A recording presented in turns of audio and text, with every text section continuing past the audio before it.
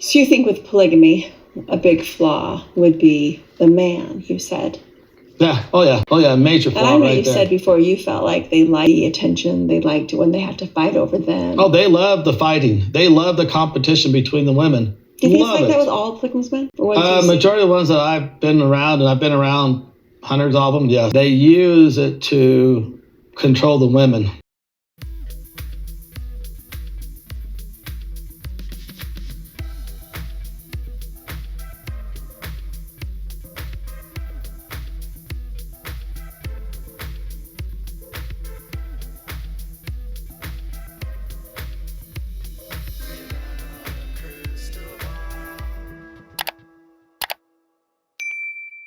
Hey besties, welcome back to my channel. Let's talk about what's going to happen on this new episode because a conversation about polygamy is about to get real heated. And it has to do with David's views, Christine's husband, about polygamy versus the views of others within the family. David is what I would call an anti-polygamist. He is someone who actively speaks out against polygamy. He does not advocate for it being legal. He does not downplay what is happening inside of these groups. He is all about speaking about what happens to the women, how it impacts the children, and what he's witnessed. And he's keenly aware of this because his two older sisters married into a family in Mexico. And those sisters were plural wives who had converted from the mainstream church, and then they both subsequently left the church left the group that they were in Mexico.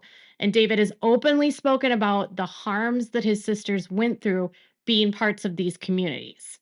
Now, David's sisters married into the Langford family, which is a group in Mexico. There are several different pockets of colonies in Mexico where people that were polygamists in the Latter-day Saints church fled to after the church abolished polygamy or they outlawed it as a part of their belief system, and Utah made it illegal, and all of this was done in order for Utah to become a state. Obviously, people that believed in the faith did not agree with this decision, and so many of them fled to Mexico, which has looser laws about this and is more open to individuals practicing polygamy. It's not by any means the norm in Mexico. They just are kept they're just not as strict about it in terms of like how they prosecute it. So many fled to Mexico because they felt like there was like safety. They exiled there. Of those families, some of them have become more notorious. One being the LeBaron family, which we've learned all about Ervil LeBaron. I interviewed Anna and her sister, who were part of Ervil. They were Ervil's daughters, Cecilia, and they spoke about their father, who ultimately was responsible for the death of Christine's grandfather, Rulin Allred. Rulin, who is her dad, Rex's father. And Ervil was actually a split from his brother's church, Joel, who's down in Mexico. So Joel's colony still exists today, even though he is no longer here and was also killed by his brother or members of his brother's church. David's sisters converted into these fundamentalist groups, the Langfords, and these different pockets. They all kind of interact, but they don't all ascribe to the same church. And the Langfords claim to be independent. Now, independent can be almost more dangerous because there's no rules, or it can be as dangerous because there's no rules. But the Langfords were a part of the 2019 massacre that happened where a cartel bombed cars near Lamora, and it impacted 3 separate families. And one of David's nieces, Donna Langford, was a victim. So he is keenly aware of this world. His sister, who was Donna's mother, left the community, but her daughter stayed. With that said, because of his unique knowledge, he can speak directly to what he's witnessed, what his sisters have revealed, and what he's had to deal with for decades and the harms that it's caused. I like that he's a vocal opponent of it. It also will make him less appealing to people in the family that are still advocating for polygamy. And in the new episode, you're going to just see how much David's view about polygamy are causing conflict with Janelle. Janelle doesn't agree with David, and it's kind of mind boggling. But let's share parts of the clip. Problem, yes. They use it to control the women in that part. If you're not obeying me, I'm punishing you and I'm going to go to the other one. And then I was like, sure, I'll take you right in. And that's what polygamy does, is control women. And it's not a right thing to do. There are a lot of tragic stories in polygamy, but there are in monogamy as well. And I think it's really dangerous to paint a whole group of people with a broad brush based on one observed experience. I need to respond to this in two parts because what Janelle says really makes me upset, because I'll get there in a second. What David is saying is actually sticking up for women. What he is saying is that because there's other women available and because the man can use that to his advantage, he can tell a wife that is disobedient that if they don't do what he wants, then they can go spend time with the other wife. If they don't give him the right food, give him the sex he wants, give him the money he wants, cow down or do whatever it is that he wants them to do. If they disobey, they lose access, which is exactly what Cody did to all of them, including Janelle. What he is saying is that because the men have that power, they use it to control the women, because then the women have to do what the husband wants in order to get the time that they crave and need for not them just themselves, but for their kids. And I don't know if they're going to ever really talk about the structure of this faith, but I will tell you that you've got 4 women sharing a husband. Let's just use the Brown family, right? It's not an equal where women are equal. They're not. Cody is considered the priesthood authority, and all of their blessings to God and sort of their pipeline to God go through Cody because he's considered the only one within the family that can give a blessing to the others. So he's the only one that could give a priesthood blessing because he's the man. They have similar rights within the LDS church, not the same. And I don't want LDS people to come for me, but priesthood authority is something that the AUB is very strict about. Because no women can hold positions of authority, because the man is the gateway to God and they can't get to heaven without God, without the guy, that's what they're taught. It's already created an imbalance. Then you add into the fact that when these little girls are born, they're told from the time that they can listen that their job as a woman is not to just be a woman, but it's that their role is going to be that they need to be a plural wife. They need to accept that their husband will cheat on them and have children with other women. And their only role as a woman is to have children to make the man's kingdom populated. So they're having kids to populate the world, the man's world. They're also taught that they need to make babies and take the spirit babies down from the premortal life, which they all believe exists. They believe were like little tiny beings up in the premortal world, and they lived a whole life up there, and they were taken down and selected by their family members. And they have to save all those babies from people of color because in their faith, the AUB, they believe that the Canaanites who are dark skinned are cursed. So their jobs as women are to make sure that they get all the spirit babies down from heaven so that they save them and they can be born white. And then they can also populate, replenish the cult, and create a kingdom for the husband. It's really all about just like making sure that there's more followers for the cult. With that said, they're supposed to accept the fact that they're going to share. They're not allowed to be jealous. They're taught that if there's a problem in their marriage, it's their fault, not the husband's. And so there's never going to be a story that'll be truthful that comes from someone within the culture if they're still defending it because they're brainwashed. And so when David is sticking up for them, instead of Janelle seeing that way, she's labeling this kind of characterization as dangerous. It's more dangerous to her that someone would say that men are like this than it is for the women to be harmed. It's more dangerous for David to say this about the men that are abusing the women David's dangerous. His words are dangerous, not the men in the culture abusing the women. I've never met a single person that comes out of this culture that has not experienced trauma and abuse. And the level of abuse that happens in polygamy is astronomically higher than what they experience in the monogamous world. And the situations that these women endure cannot be compared to monogamy in any capacity.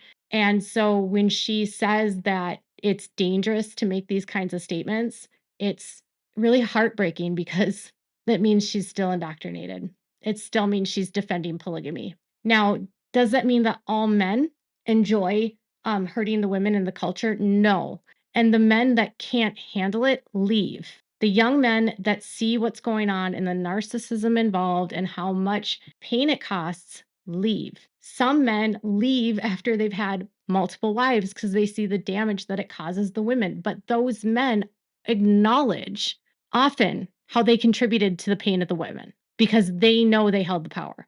And so for Janelle, especially given what she was put through by Cody, to make this statement is bananas because Janelle was abused and harmed by Cody, but David is dangerous for making the statement. And honestly, the secrecy and lack of empowerment for women have sort of allowed some of those things to flourish.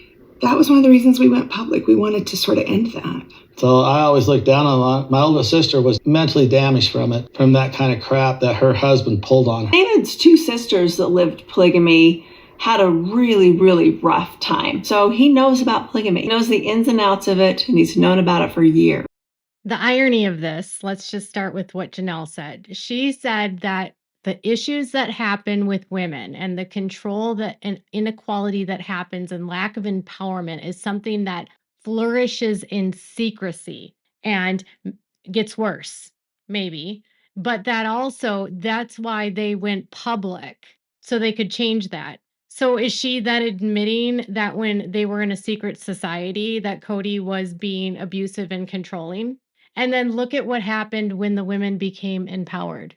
Look what happened when they actually became empowered and figured out that there was a world outside of polygamy, specifically Christine and even Mary, more so than Janelle, because Janelle grew up in the secular world, okay? But when they realized that they didn't believe in their religion anymore, the religion they were indoctrinated into as children, Christine born into it, Mary from the age of 5, they realized there was other options for them.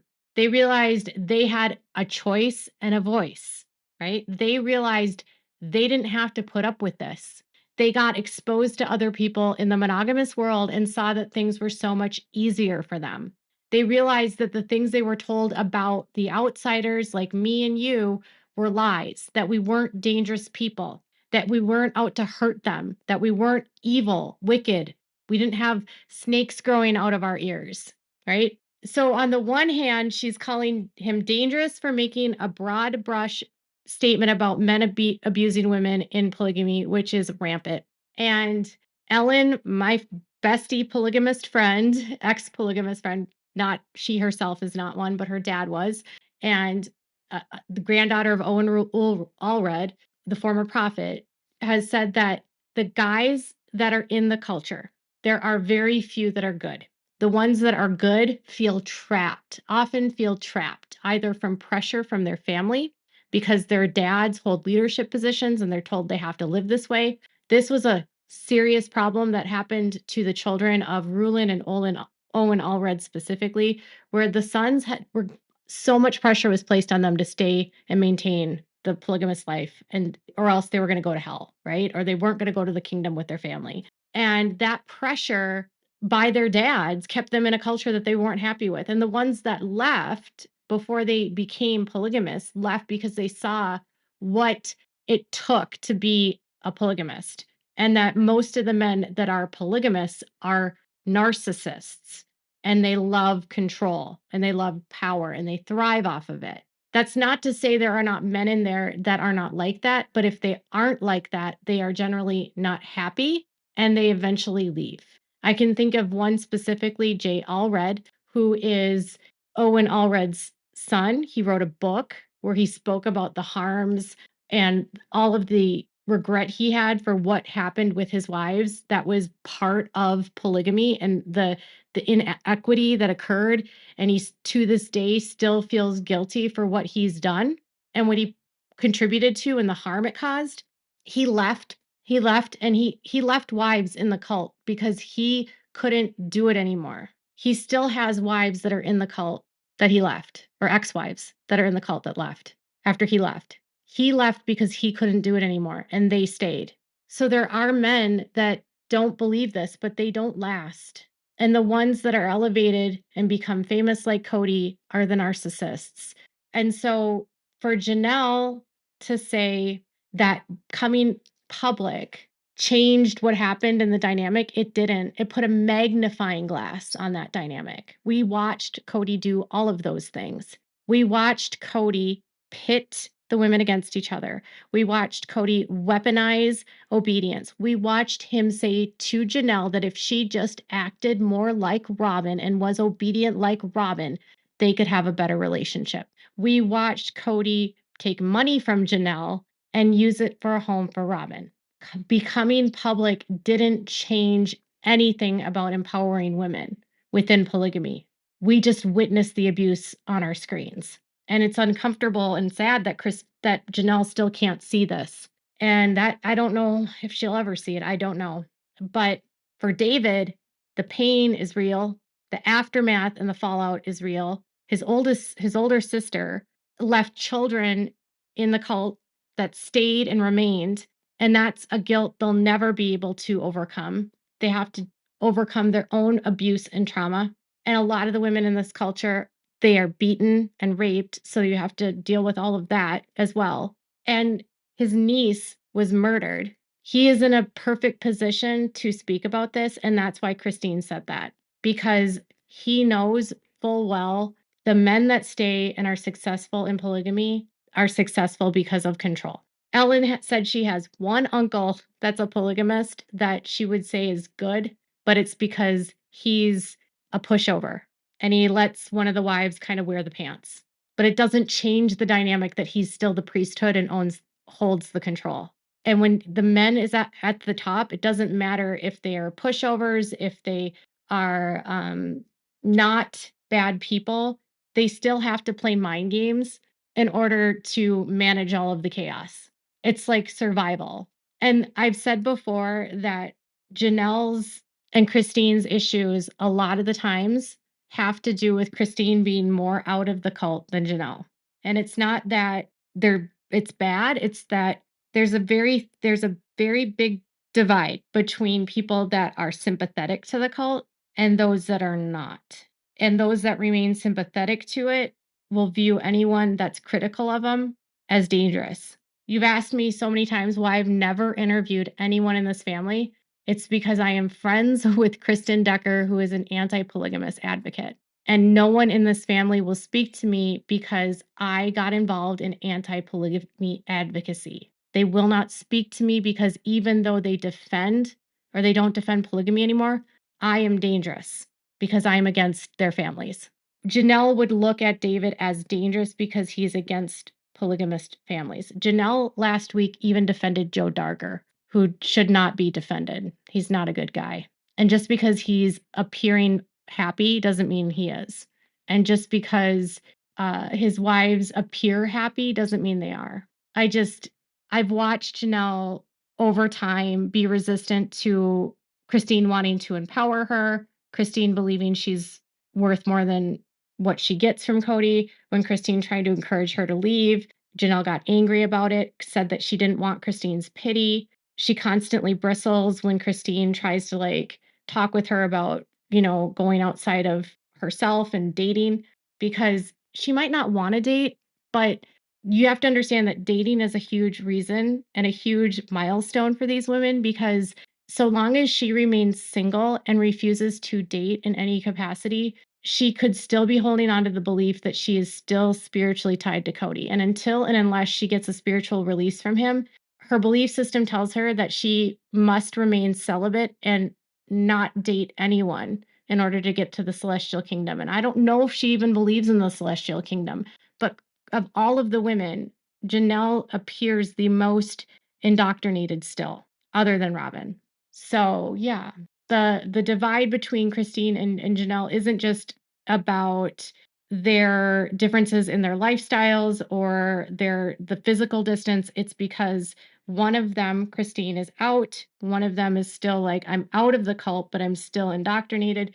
Christine has said that had she like had the guts, she would have said a lot more about polygamy in her book, but she had to be mindful about her family that are still in, and she didn't want to, make them feel bad. So she has to navigate it very delicately because Christine doesn't agree with it at all. She thinks it's harmful. So this could explain some of the reasons and some of the challenges that they're having. But that's what I wanted to share today. So tell me what your thoughts are in the comments below. Make sure to give this video a thumbs up. Make sure to subscribe to my channel if you haven't subscribed, and click the bell so you never miss a video. Thanks so much for watching. Bye, besties.